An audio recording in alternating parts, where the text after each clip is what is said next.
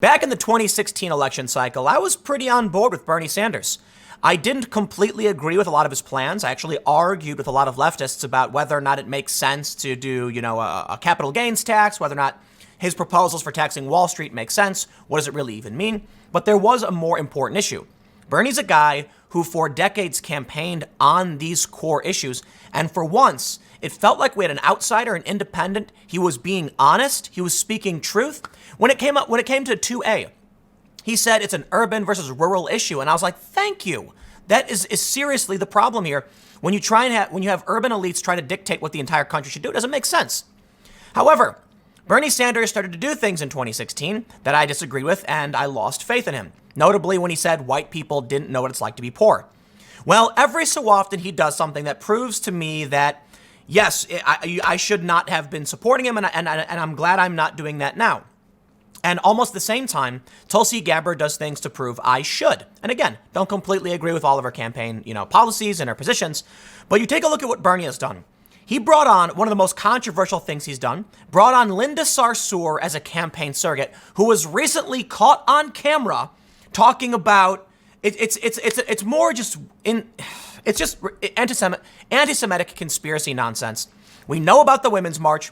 We know about her connections. We know about Ilhan Omar. Look, dress it up however you like. Try to defend them, but come on, man. Everything Ilhan Omar has said, these things that Linda Sarsour says, you place those quotes next to regular people, and they're nowhere near the same thing. When I tell you there is something wrong with what Linda Sarsour consistently pushes about Israel and Jewish people, and Sarsour and other squad members do, you can't act like it's normal. This is what's crazy to me. She said that Israel is built on the idea that Jews are supreme to everybody else. This is fringe conspiracy theory nonsense that could have come straight out of Nazi Germany. There is a long and complicated history to Israel. I know we can get into it and you're going to have argument back and forth, but let me make one point for you guys. And I've talked about this many, many times, especially to my lefty friends. I say, do you know how many countries are Christian? It's dozens. Dozens of countries. And how many Christians there are? It's like 2 billion. How many countries are Muslim? Dozens, I believe, maybe a couple dozen. And how many Muslims are in the world? It's like 1.6 billion. How many Jewish people are there in the world? Depending on if you go by the actual, people who are Jewish or the Jewish diaspora, meaning extended family, it can be between 5 and 13 million, substantially less. And how many countries are Jewish? Technically one, but Israel is a very small state currently in a conflict. So if you want to talk about marginalized groups, it's strange to me to see someone like Linda Sarsour attack an overtly marginalized group involved in an ongoing conflict. Now, don't get me wrong. There are a lot of problems with the Israel-Palestine conflict, and I certainly think there are innocent Palestinians who are being oppressed. I think there's problems in the West Bank. I think we've seen that from the international community. But these ideas that are pushed by Sarsour are a framing device, in my opinion, to try and get people to target an extremely marginalized group of people. Now, listen, man, I'm not one to start talking about, how we should or shouldn't provide things to people based on their identity or status. No, I think we're talking about an extremely controversial area, and we can talk about the merits of protecting the rights of everyone involved in Israel, Palestine, the Middle East, etc. The issue for me isn't the identity. But what does bother me is people who try to weaponize identity for or against political issues. Notably, Linda Sarsour, who is pushing conspiracy theories and has been accused of doing those same things in the past. So here's what ends up happening. Right now, you know what, man? I don't care about her, okay? I care about Bernie Sanders doing this. And I'll tell you what, check the story out. American Jewish Congress blasts Bernie Sanders surrogate Linda Sarsour. Yup. Bernie should not have brought her on. And I will tell you this, every so often, something happens where I'm like, you know what? Bernie's not a guy I can support. And this is one of these reasons. Stop propping these people up, okay? When you had people like Steve King in Congress, a Republican, make comments about white nationalism, Republicans denounced him, kicked him off his committees. Ilhan Omar, nothing. I don't like the hypocrisy. I don't like the dirty hypocrisy, the games they play. And Bernie Sanders can talk about everything he wants to do. Why would he support this woman? He didn't need to do that. It's not the first time she's been blasted. We have this story from back in, I believe, September 21st. Pressure growing for Bernie Sanders to dump virulent Linda Sarsour. They say, what is this? Pressure is mounting on Senator Bernie Sanders to cut ties with longtime campaign surrogate Sarsour, with critics such as Manhattan billionaire Ronald Lauder citing her long history of anti-Semitic comments, saying Sarsour is a virulent anti-Semite who has publicly stated that nothing is creepier than Zionism. Her views have no place in our political discourse, and any candidate who associates with her is guilty of handing a megaphone to anti-Semites around the country. Now listen, that's fine. Bernie is allowed to prop her up. She's allowed to say these things. Totally fine with it. I just won't associate. So if Bernie, it's crazy to me because it's very clear there is a serious problem on the far left with anti-Semitism. It is plain as day. Is it the biggest problem on the left? I'm not saying that. I'm saying y'all got a problem. And you know what? When I bring it up, it's funny. Ignored. Now I can talk about the problem of left-wing racism all day and night, and they'll point the finger at me and say, there goes Tim talking about white racism, which doesn't exist. They try to claim that only white people are racist and all these things. You talk about this stuff about how absurd it is, and they will then say, aha, I got you. But strangely, it's so strange. Whenever I point out, Ilhan Omar, Rashida Tlaib, Linda Sarsour, the Women's March, the things they've been accused of, the things they've said, nothing. Crickets. You know why? They know. They know these people are nuts. Why are they allowing anti-Semitic conspiracy theorists to flourish in their ranks? I want to know. And I will tell you this. About the same amount of times that I see Bernie Sanders do something where I'm like, wrong. I see the opposite with Tulsi. I see her suing Google for discriminating censorship, for targeting her campaign and things like that. I see her bringing up issues of moderates, and I'm like, good. I see her taking down Kamala Harris. I see Bernie doing the opposite. Because to me, it seems like Bernie is more interested in winning. The bigger issue, though, that's frustrating to me, is that they simultaneously claim it's conservatives who are the real threat or the real problem. And I'm like, dude, listen, man. The worst thing I can say about conservatives is I disagree with them on choice versus life, or the amount of taxes we should have, or government reform. And they're marginal disagreements. It's like, well, I don't think that plan's going to work, but we'll vote on it and figure out which one the people believe in. I look over to the left and they're saying things like, white people are bad, don't know what it's like to be poor. They're propping up anti-Semitic conspiracy theorists who say insane things targeting a marginalized group while claiming to oppose racism. It is the most frustrating thing to see these people who claim to be activists for one thing literally doing the opposite. So Bernie, this to me, I would like to see this answered for. Seriously, is Bernie or anyone else going to address what she said about Jewish supremacy in Israel?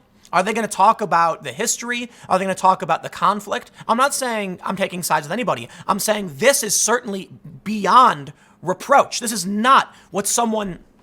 If we're going to have a real conversation about how to solve these problems, the last thing Bernie Sanders should be doing, or any of these progressives, is working with someone like Sarsour. And she's on video, okay? So let me just show you what she said, because YouTube's going to yell at me for this. Daily Caller reports anti-Israel activist Linda Sarsour said at the American Muslims for Palestine conference Friday that Israel is built on the idea that Jews are supreme to everybody else. How can you be against white supremacy in the United States of America and the idea of living in a supremacist state based on race and class, but then you support a state like Israel that is built on supremacy? Sarsour said at the conference held November 28th to 30th. I'll admit, Israel's got identity-based conflict. It's very conflicted. But what she's doing, in my opinion, is inverting the narrative so that she can claim what she's doing is the opposite. It's mind-blowing. It's so frustrating. Antifa goes out claiming they're anti-racist while screaming racial slurs. Look it up. They did it I think it might have been Seattle or Portland. They were screaming the N-word at ICE agents. They do it all the time. There's either the white savior racists. There's one video where a young white woman starts telling an old black man, a cop, that he's racist. It's like, what are you people doing? But this right here, the way she framed this is, it's not her that's targeting the Jews. It's the Jews that are targeting. Ooh, that's what she's doing. So you know what, man? I'm let down. I've been let down, and I will tell you this. People talk about red pill, blue pill, whatever. I don't think that matters, because for me, I'm gonna ignore the tribal polls and these arguments. But I will tell you this: when I saw Steve King tweet, though. He tweeted something, I think is what happened. He tweeted something about like white nationalism. And there was a recoil among the right. Right now, you've got this big argument between like America First, white majoritarians, they call themselves, and like Donald Trump Jr. and other conservatives. They're arguing over what they view as anti-Semitism. They're fighting it, right? There's a fight over this on the right. On the left, nope. Nobody, not one word, not just, there she goes. She's just going to say these things. And you know what, man? I'll tell you this. They claim Ilhan Omar isn't an anti-Semite, even though she's made like, 5 or 6 statements that people have been like, whoa, dude, you're getting a little close, right? It's like you'd think that five statements that are borderline anti-Semitism could at least equal one anti-Semitism, right? No. They claim they're not really bigots. Then you get Ilhan Omar, who says we must sanction Israel. When it comes to Turkey, oh, no, that could be devastating to Turkey. I see what they're doing, man. I'll tell you this. The reason why I don't believe their arguments against Israel are sincere is because they don't talk about any other countries. What's going on between Israel and Palestine is a long-standing conflict, and it's extremely complicated, and people are tribalist on this, you know. But we can all look at what's going on and say, like, I don't know, China. So here's the thing. They never talk about the foreign aid going to other countries, Kenya, for instance. They never talk about the atrocities happening in other countries, China, for instance. They're solely focused on what Israel is doing. And I have to wonder why that is. I don't think, in my opinion, based on what they've said, it has to do specifically with territory. I think it has to do with some of the quotes we've heard from Middle Eastern leaders about Israel specifically and the Jewish people. I think that Linda Sarsour, and it's funny because I'll tell you what, man, Bernie Sanders is Jewish. And so people have tried using that defense. Oh, but, you know, she's working with a Jewish man. Nah, you know what, dude? Once again, it's their attempt to push an insane ideology to target a group of people like the bigots they are, and they mask it by claiming they're the ones fighting bigotry. See, they're working with Bernie Sanders. But then she goes and says stuff like this, and they all do it. You get the point, man. People have been calling Bernie to drop her, and I was, you know, shocked and dismayed when I heard that Bernie had brought her on. Of all of the people Bernie could have brought on, this is who she chooses. And I will end by reiterating, I really doubt that we're going to see people on the left actually say anything about what she's claiming and what she's saying. There have been some progressives. You know, I really do respect David Pakman in this regard. And he's a guy I disagree with on a lot of things. But David Pakman made a video talking about these strange obsession that so many people have with Israel, and they completely ignore all of the foreign aid and atrocities of all these other countries. And it's like they try to make their arguments about like, oh, but look, Israel's receiving all this money. Why does that make sense? It's like, dude, there's a huge list of countries that receive money from the United States. I understand Israel receives a lot of money relative to some of these other countries, but I actually think when you look, I could be getting it wrong because I didn't check these numbers for a while. It was a while ago. But you look at like per capita, and countries like Kenya get more. Israel is involved in a conflict. They're an American ally in the Middle East. I understand the foreign aid to this country. What I don't understand is how it's specifically about her targeting the people of this country and how they mask it. Look, man, I know there's going to be a lot of people who argue with me. They're going to tell me I'm wrong on the left and the right, whatever, because people have a legitimate concern about aid going to Israel, and I can respect that. My concern with her specifically is the hyper-focus on Israel. Listen, if you want to talk about foreign aid to Israel, by all means, we can have that conversation. If you and your friends make weird comments about Jewish people, and then you come out talking about aid, I'm going to be like, I don't believe you. I don't believe you. I literally think these are bad people. I'll leave it there. You get the point. Stick around. Next segment's coming up at 4 p.m. youtube.com/timcast. Thanks for hanging out. I will see you all there.